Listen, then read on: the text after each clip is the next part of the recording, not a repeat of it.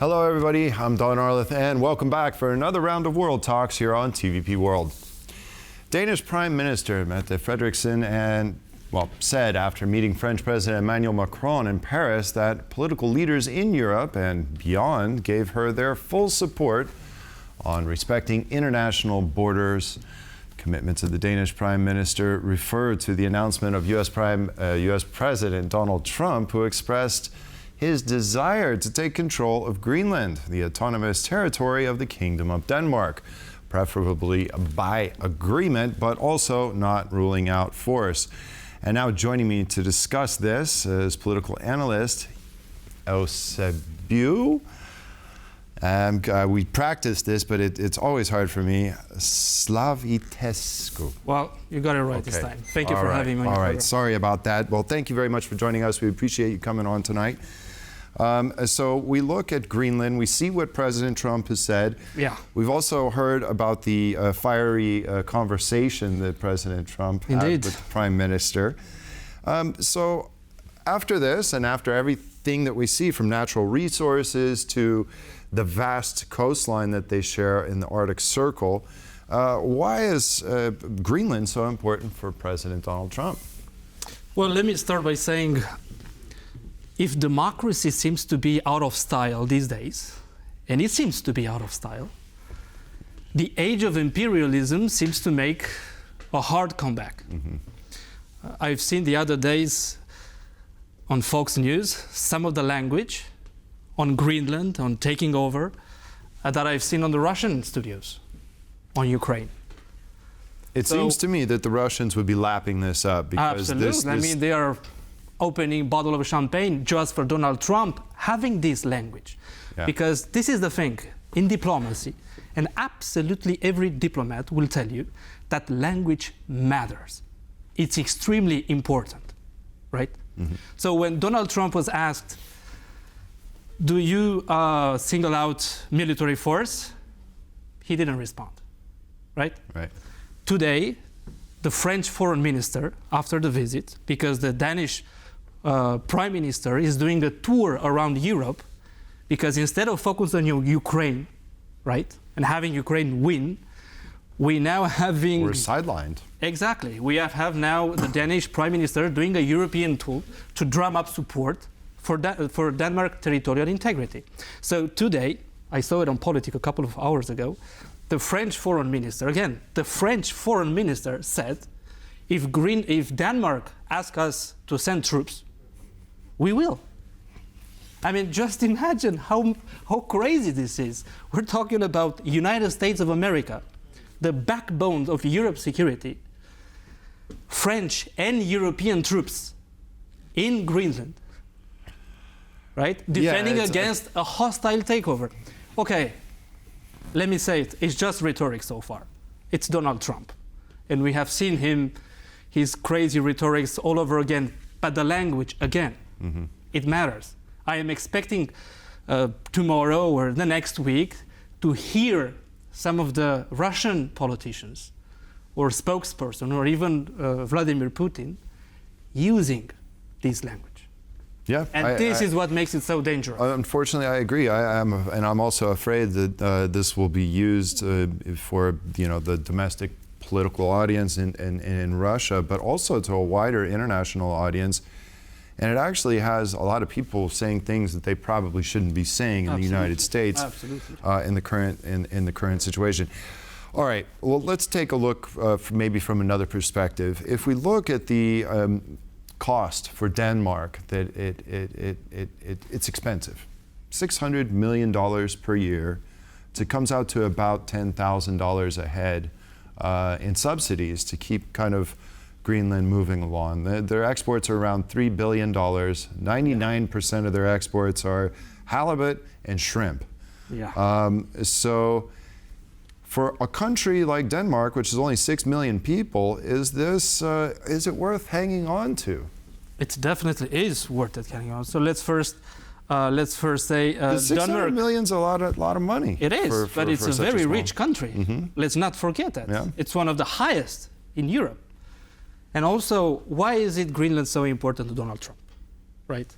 If in the first term, presidential term, Donald Trump flashed out this idea of buying Greenland. It was commercial. Right now, Donald Trump switched with security. It's essential for the United States security, right? He said that a couple of days ago. He said, in order to protect the free world, we need Greenland. I quote. The good news for Donald Trump, and the good news for everybody, is that Denmark is a fully fledged member of the free world. After the Second World War, after the tragedy of the Second World War, and these days where many European leaders came to Poland, to Auschwitz, to commemorate, to bring homage to the 80 years liberation of Auschwitz concentration camp. We gathered together, it's what we call the United Nations, around the table, and we set rules. So we can settle these conflicts at a table with agreements, with a pen, and not with weapons, right? So now we're getting back to this, what I was saying earlier, to this imperialist sort of agenda. But we don't need to negotiate with Greenland. Negotiate with the Danish government, and they have said so. They have, even today, after each of the press conference in Berlin, in Paris, even during the weekend, they had this, table, the famous picture, Twitter picture, with all the Nordics political leaders. Talk to them, and they said, we are willing to invest more in security. We are willing to enhance our cooperation. Why this language? Mm-hmm. Who is it helping? Well, it helps China and Russia, I can tell you that. Well, talking about referring to NATO in specific, yeah. Yes. So yeah, that's one thing. Also, what really kind of sticks out in my mind is lately the spat, if you will, that they've had between Canada. Now you have Canadian politicians saying that they are preparing the way in which they are going to retaliate if indeed Trump slams huge tariffs on Canadian goods. One of the ideas floated was to completely cut off oil and gas to the United States. And this would cause an immediate problem, and Trump would probably have to fold on the first day.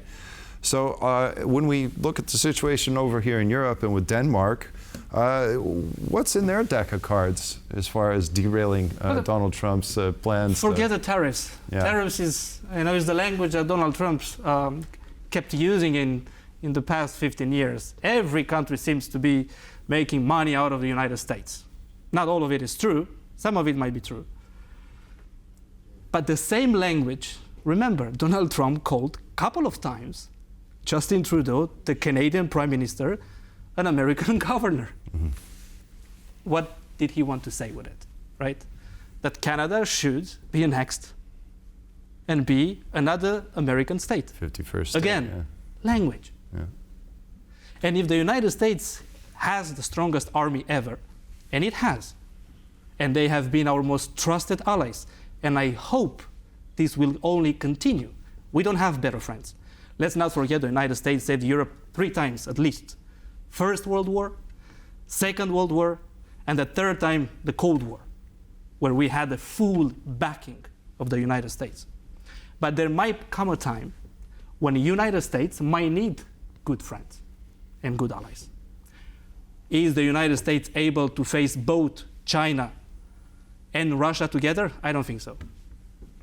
So this rhetoric might fire back. Well, and I think a lot of people are forgetting when the first time in NATO, when Article 5 was invoked after the terrorist attacks on 9/11. Exactly.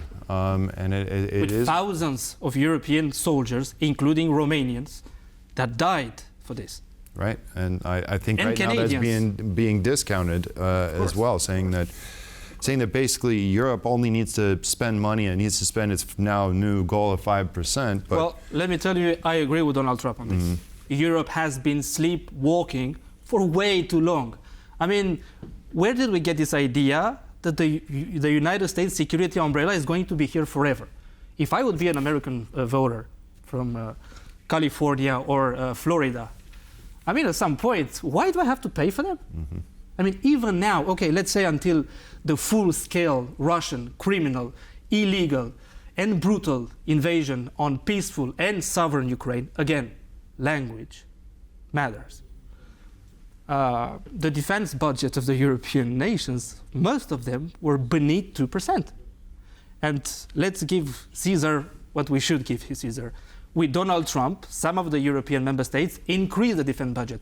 But it's been now, soon we will make 3 years since the war in Ukraine, Right. started by Russia, right? That a lot of the countries, like France and Germany, they are still beneath 2.5%. With Poland leading, with the Baltics leading, with the Nordics, Romania leading, because you can always count on the Baltics, Nordic, Poland, and Romania to do the right thing, because we know who our neighbors are. So why Germany, such a rich country, so far behind? So Donald Trump is absolutely right on this. I hope he keeps it, because we have taken for granted for far too long. Well, I hope that this dispute or maybe any potential disagreement doesn't come in the way of NATO unity, and I hope obviously they can find a diplomatic and very adult solution. Again, I hope it's just issue. a narrative and just rhetorics like you see on TV. That's Well, it happened once before during his first term and it went away, so Yes. well, we'll see what time has in store for us. Okay, Eusebiu Slavitescu, thank you very much for joining me today. I'm going to practice your name in the off time, and I can't wait to see you on TV. Thank you for World having me again. Thank you very much. And that concludes this edition of World Talks. Thank you all for joining us, and stay tuned for more here on TVP World.